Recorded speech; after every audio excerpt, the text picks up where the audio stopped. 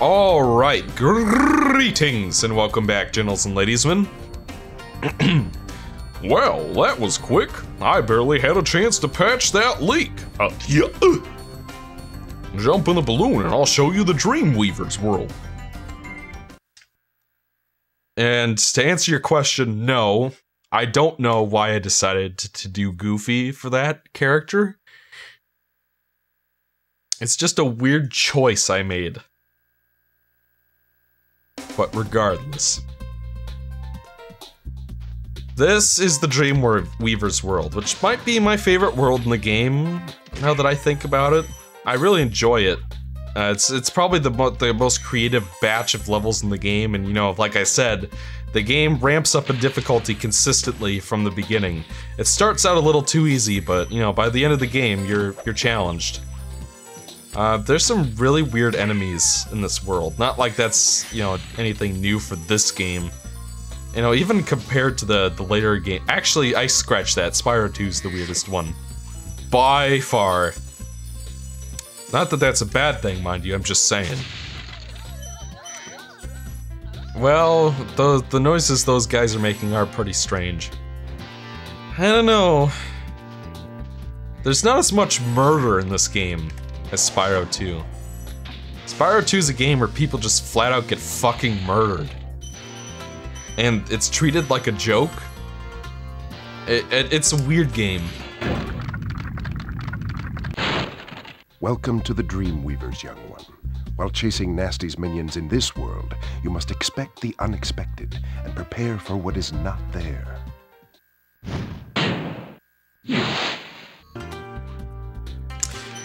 So I've been saving this topic for a while. People have been asking me about, I don't know. I'll talk more about this world as it becomes relevant, obviously, but a lot of people have been asking me about the Legend of Spyro series. I should stress that when I say that I'm a fan of the Spyro series, I mean the original Spyro series. Like, I have absolutely no experience with the Skylanders games whatsoever. And, you know, like I think I said earlier, that they don't really interest me just because of the Toys to Life stuff going on there. I don't know, we'll talk to this guy real quick. Nice job collecting so much stolen treasure, but beware, Spyro. Nasty's world is not the most friendly place you'll find. So apparently we have enough gems to go on to Nasty's world, the final world in the game. Spoilers. Sorry, but we're not doing that yet because this is a 120% run. So we are going to be fully completing this title after all. So you've got several more levels to go, fam, before we can move on to the next world. Because we've only just started after all. So this guy over here's got a cannon. And so you kill him, and now you have the cannon. It's like the cannons from Peacekeepers. But as you can see, that you might remember earlier that the enemies were changing in size. That's why the little guy had the cannon and was shooting it at the other enemies. And obviously, you can't kill them when they're big, because they're big and armored, which is, you know, something Spyro can't kill. So you got to make them small first. Well, it feels like a very Alice in Wonderland kind of statement, but, you know, whatever. I failed that easy jump. Looks like I'm gonna have to trade in my Spyro fan card. And yeah, getting back to what I was talking about, I have no real interest in the Skylanders series. Like, I even heard someone say in the comments that they thought apparently Justin Long voices Spyro now, which is such a weird idea to me. I mean, in terms of that interpretation of the character, it fits, but, you know, it's just weird to think of Mac Guy voicing Spyro the Dragon. I don't know, I suppose it wouldn't be the strangest voice he's had. But, yeah, I have absolutely no interest in Skylanders, really. I don't hate it, I don't love it, I don't really know anything about it. But at the same time, I don't really feel like picking up the games, because that means I have to spend $100 on a bunch of toys just to play it, or I don't know, I guess there are starter packs you can get, but the gameplay just sounds so bland. I don't know. I'm friends with Haydox, and you guys probably all know what Haydox thinks of Skylanders, and that's really the most exposure I've gotten of those games, so...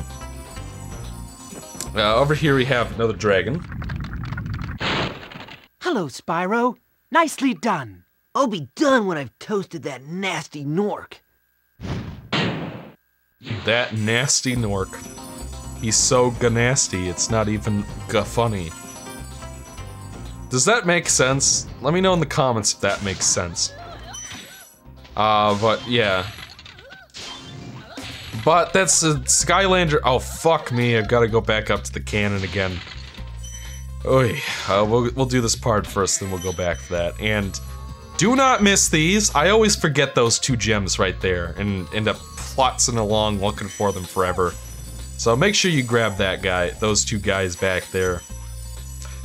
They're a bit too cleverly hidden. I like thoroughness and, you know, trying to get everything in one go and all that, but I know, and obviously now I know where it is, and it's been a problem in enough playthroughs that I've memorized it, but, you know, still.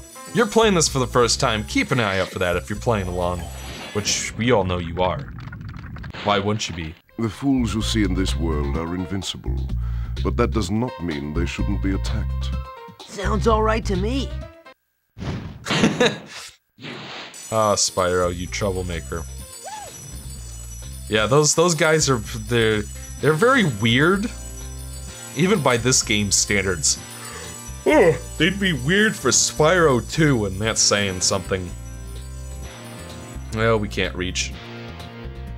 That is strange. I haven't seen that in a while. I guess they expected you to go straight for the other platform there and deloaded that part of the map.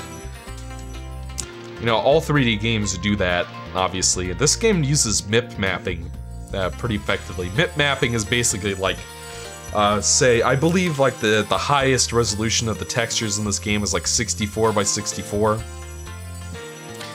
And basically, as you get farther and farther away from an object, it swaps it out for a lower resolution version of that texture. Like, when you get like 2 feet away, just throwing out a number, it'll resize down to 32 by 32. When you get even farther away, it goes down to 16 by 16. You know what I'm saying? Which is why when you look at parts of the level from a distance, like over there, it loses a lot of the definition. And that's probably why they use the G shader to kind of add to the, you know, some little bit of extra definition to it. Yeah. But Skylanders is not the only other Spyro series to speak of. And people have been asking me what I think of the Legend of Spyro games. Apparently there are some people in the comments that are pretty big fans of it. Because a lot of people have been telling me that they liked that version of Spyro more as a character. You know, when I was talking about Spyro as a character in previous episodes, it was really more in the context of this original series and, you know. So, and honestly, I couldn't tell you how good Spyro gets as a character in the Legends series because I've only played the first game. In case you're unaware, Insomniac made these first three games in PlayStation. Then there were the 3 GBA games and Enter the Dragonfly and Hero's Tale, which both did, all of those games did either mediocre to poorly. None of them really recaptured the sales figures of the original 3. And, sorry, oh, come on, you fucking turtle, die! Okay, so these guys are probably the trickiest enemies in the game. There, got them. They're the turtles and the dogs. Basically, this level has kind of a light dark gimmick to it, where obviously we have the fools, which as we established earlier are invincible enemies. Hope I find some fodder soon, as this is gonna get hairy. The enemies here can be quite frightening, but you should watch the fools. I'd rather flame the fools. Now you're thinking. You know, I take it back. Clancy Brown has more range than I remembered. I love his poncy British voice, that's great. People need to cast Clancy Brown more often as the poncy British guy. Like, imagine if instead of David Ogden Stiers in Pocahontas, they got... Okay, I just got eaten. Yeah, so that's what I was talking about with the light dark gimmick. The fools here have a lantern. When you kill them, the lantern spawns in. But after a while, the fool will come back, and it will turn off the lantern. While the lantern is active, the enemy is... And I guess the lanterns will also randomly turn... Fuck off, stupid turtle. I hate the turtles. They're the most annoying enemies in the game. Let's keep grabbing fodder. Weird living mushrooms. I guess mushrooms are alive, but you know, still. They're animalistic mushrooms. So the enemies look small and cute when the lights are on, but when the lights are out, they transform into hideous monsters. Thank you for releasing me. Why, that's no problem at all. When the lights are on, they transform into hideous, devilish creatures. But, I don't know, strangely, the turtles get more annoying when they're small. It's weird. The dogs aren't so bad, because they can't hit you from a distance, and they're flammable. But the turtles, you have to charge, and they always do that. They always fucking shoot you with the fireball when you're about to get them, because you have to go straight for them in order to kill them. These devil cupid things aren't so bad, but... Yeah, fuck the... And obviously, when they're big, you can't kill them. And then that happens. Okay. It's gonna be alright. Looks like we're only got sent back a part of the ways. What is this level called? Dark Passage, that's it. I mean, this level is actually pretty good on the whole, in my opinion, but I hate these enemies. I hate those turtles. Usually I don't even have this much trouble with them. I don't know. I'm gonna go back and get some fodder, because there're gonna be more of those turtles, and... You know. I'm sure Uncle Phil, voice actor, if he were still with us today, would be having a... would be flipping his shit. Tonight I died on turtle soup. It's kind of amazing how much that show transformed the turtles as a whole. Okay, that fucking blows. I guess you guys can see where this level's going next, at least, but, you know, still. Let's, get the Doge coin there. And the devils. These devil puppies. Hideous creatures. Like, the theme of Dreamweavers is like, you know, jesters and castles and, you know, fantasy sky landscapes and all that kind of stuff. I really like this world, personally. I think this is the best level design in the game. This is where it gets really intricate. And in terms of the theming, I find this the most interesting theme in the game. This kind of, you know, sky worlds and castles and stuff. You know, I think you just might be the dragon to defeat Nasty Nork. That's me, all right. This is also one of the better tracks in the game, in my opinion, but, you know. Yeah, no. So we jump down here, and like you could, I think the exit portal was actually back up there. Yeah, it's up there. So you could easily think that the level's over. But no, we're only halfway through it, really. There's way more to the stage, which I find really... Okay, I find that right there annoying. That guy has the same face as Murphy from the Rayman games. Little green fairy with the weird... I don't know, I think he was voiced by Billy... Not Billy Crystal, Billy Idol... Billy... God damn, that's annoying me. Billy West! Murphy was voiced by Billy West in Rayman 3, I think. Or at least he sounded just like him. They were doing that kind of Billy West sort of shtick. But... Yeah, we're only halfway through this level, and in terms of, like, you know, the structure and how it's laid out in these giant cliffside islands, and there's I don't know, this is just, I think this might be my favorite level. Maybe. It's up there, I like it a lot. But we have more turtles, and they don't seem to be getting smaller, so I guess... Alright, got him. You can safely move on. And it is kind of annoying that this game doesn't have like a camera centering feature like the other. It sort of does, like when you hold down the first person button, it will center the camera, but it's slower than it would be in like Zelda or something. Like if I turn this way and then press triangle, it takes a little bit longer. The later sequels replaced this weird strafe dodge roll thing with, they replaced that with camera centering features. Because, you know, nobody used the strafe in this game. It's kind of like a weird fun fact that the strafe is even in this game at all, so shows you how much I actually use it.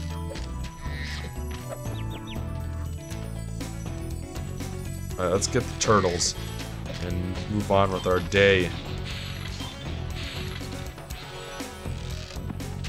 Alright, apparently those guys aren't chargeable, even though they look like it. Guess they're just a little too tall for us. Thanks, Spyro.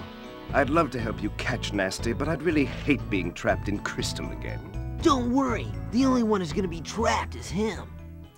If TGX were reviewing this game right now, he'd probably talk for about 10 minutes about how it's a major plot hole that Nasty Nork doesn't just freeze them in Crystal a second time.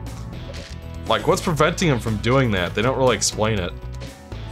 And the answer to it is that it doesn't really matter. It's not really what the game's about. It's about the gameplay first and foremost. The story is just kind of a means to an end. Just something to make the collecting feel a bit more important than it actually is in the grand scheme of things. And it does that pretty well. Like, I don't know, I don't really care if it doesn't make any sense that Nasty Nork doesn't just transform them back to Crystal. Like, realistically, Spyro should be going for Nasty first, and then, you know, but in terms of the structure of the game, we gotta have the final boss battle with Nasty at the end. We're almost there, just a few more gems, and I see them over there. Thank you for releasing me.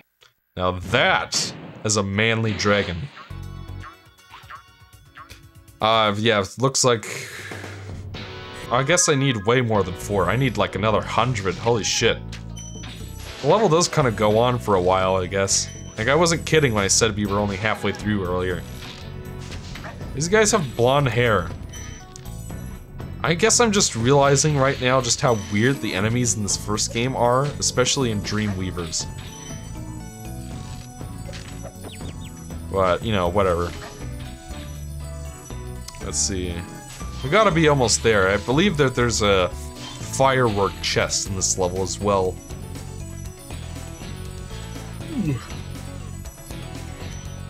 Yeah, we're nearing the end. There's the firework.